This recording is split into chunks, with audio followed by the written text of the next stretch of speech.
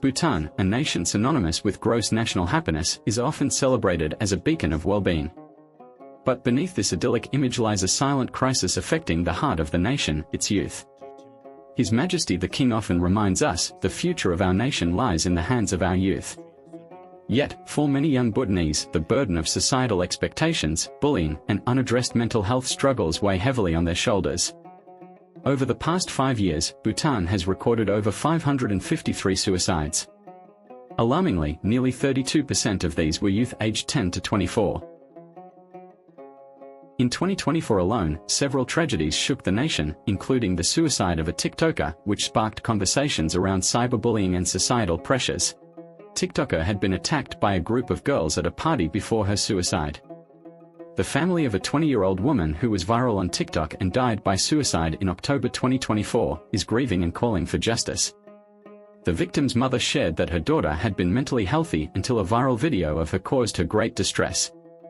What exacerbated matters was that on the night of the suicide, the young woman went with a friend to a Halloween party and was reportedly attacked by a group of women in the bathroom of the party hall, according to the family. Royal Bhutan Police, RBP, detained a 37-year-old man in connection to the death of the 20-year-old.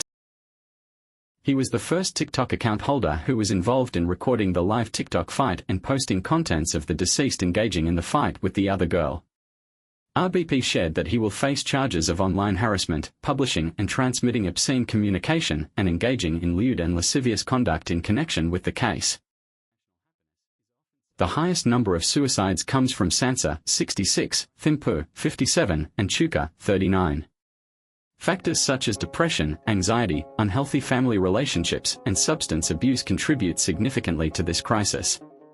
If you or someone you know is struggling, please reach out to Bhutan's mental health hotline or your nearest counselor. Together, we can make a difference. In many Bhutanese homes, mental health struggles are dismissed as overthinking or Western concepts. Elders, shaped by their own struggles and limited emotional validation, often fail to grasp the depth of these issues. The ingrained culture of comparison, academic achievement, family status, or career paths fosters a cycle of self-doubt among youth. Schools, too, often overlook bullying, leaving victims like a 13-year-old in Thimphu to suffer silently until it's too late. Parents, teachers, and community leaders, let's break the stigma. Start the conversation. Educate yourself about mental health today. Despite efforts like the School Health and Wellbeing Strategy and the Suicide Prevention Program, resources remain limited.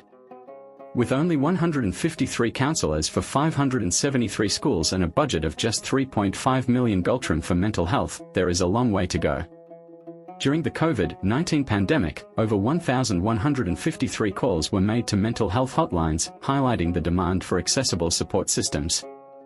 But stigma often prevents people from seeking help, especially in rural areas where traditional beliefs dominate.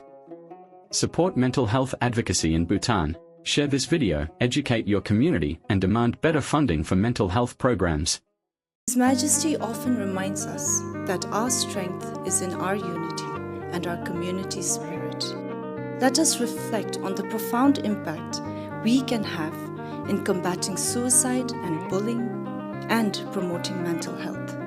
Our combined efforts, whether it's listening to a friend, opposing harmful behavior, or advocating for better mental health resources, are the foundation of a compassionate and resilient society.